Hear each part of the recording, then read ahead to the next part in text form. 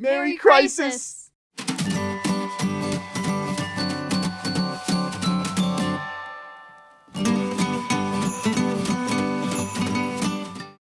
Hey, hey, hey, ho, ho, ho, and happy Friday, ladies and gentlemen.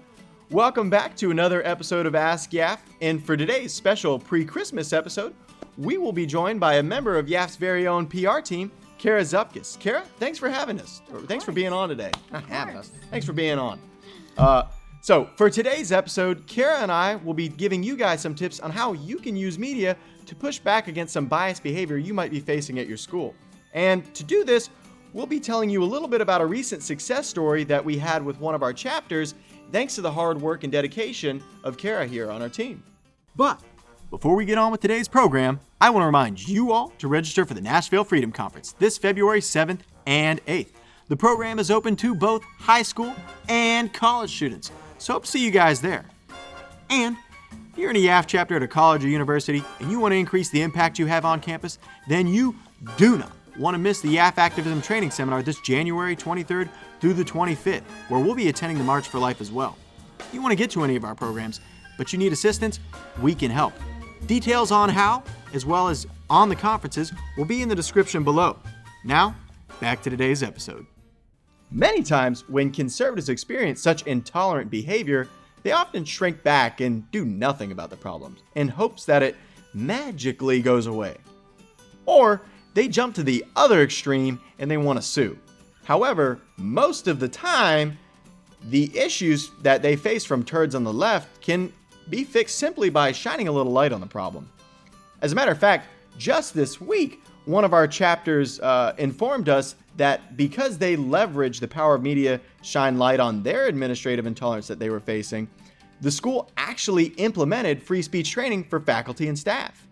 So, in other words, thanks to the media bringing attention to some bad behaviors on campus, the school was able to act to ensure that administration, faculty, and staff understood the consequences of baselessly attacking their students and violating their First Amendment rights. So, Kara, tell us a little bit about how this happened. Tell us a little more about this story and where it began. Absolutely. So 2 YAFers from the College of Lake County YAF chapter reached out to us via YAF's Campus Bias Tip Line, which is an awesome resource that I definitely recommend you guys utilize. And they sent us documentation of an advisor at their school who had plastered campus with posters claiming that the YAF chapter there was a hate group, and posters saying hate groups are not welcome here. And this was in retaliation from 2 events that the YAF chapter had hosted, a Black conservative student panel and a women's conservative student panel that the advisor had attended and seemed to have a lot of disagreement with the students on. Interesting. Some of the times when YAF chapters experience issues like this, their first thought can be to jump to grab a lawyer and take their school to court. Kara, why instead would you recommend that they reach out to us through our Campus Bias Tip Line?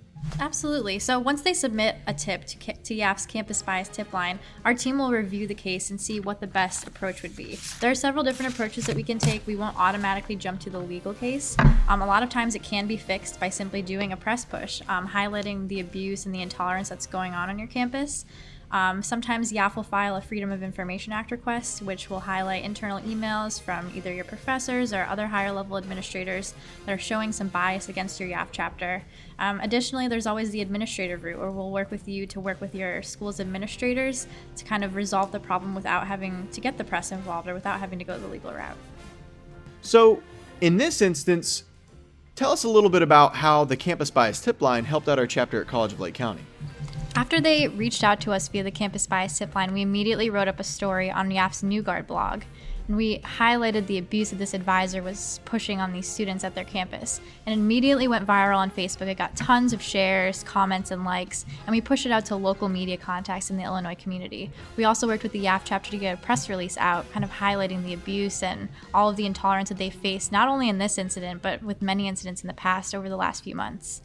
And then about 3 weeks later, this past Monday, we received a message from one of the YAF chapter members who said that the school had instituted free speech training for faculty and advisors because of this intolerant advisor. And we saw it as a huge success, a huge victory for this YAF chapter, that they persisted.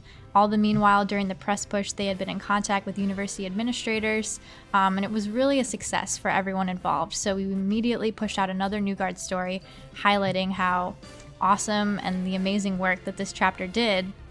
And even Michael Knowles and Ben Shapiro ended up retweeting the story and sharing it to thousands of people nationwide. And everyone kind of saw that these liberal administrators aren't going to get by being intolerant to conservative students.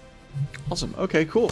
Hey, Kara, thanks. To summarize, I think it would be, I would be correct in saying that media can oftentimes be a fairly simple solution to helping correct certain behaviors that are going on within a school, whether it's from students on campus or teachers, but also media can be used to promote activities and certain successes, like, for example, the fact that the school implemented free speech training for administrators, or in theory, you can promote events that you have going on, like the 9/11 Never Forget Project, or speakers that are coming to campus, right? Absolutely. You can definitely... Oh, yeah, go sorry. ahead. No, go ahead.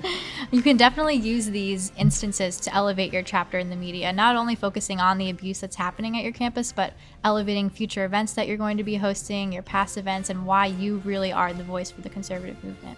Awesome, cool. Well, while I've got you on here, Kara, you work a lot with our chapters in helping elevate their stories. Is there a method that you want them to contact you at? An email, your Twitter handle, or something you want to plug right now? Absolutely. So definitely reach out to us via YAF's Campus Bias Tip Line. You can reach out to us at yaf.org/tips. Submit your name, your school, what's going on at your school, and as much documentation as you can, whether it's emails, photographs, other internal records. We would love to help you. Awesome. Hey, Kara, thanks for being on today's episode. And I hope you all enjoyed today's episode and found it useful. If you did, let us know by liking this video and leaving a comment in the section below. Also, don't forget to subscribe to this brand new channel. Hit that notification bell too, so that way you know the next time we put up a video. Remember, we want to hear your questions. And the way that you get them to us, you can leave one in the comment section below, or you can ask us by tweeting at YA Freedom using the hashtag Ask YAF. We look forward to answering those questions, and we hope you have a very Merry Christmas. I'll see you next Friday.